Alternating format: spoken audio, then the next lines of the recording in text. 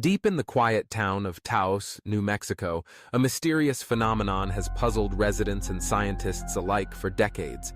The Taos Hum.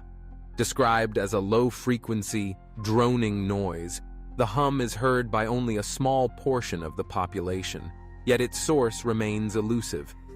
Some report it as a distant engine idling or a faint buzz, often more noticeable at night.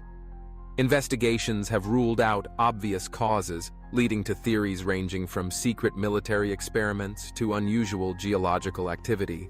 Despite extensive research, the Taos Hum continues to be an unsolved enigma, intriguing both locals and curious visitors.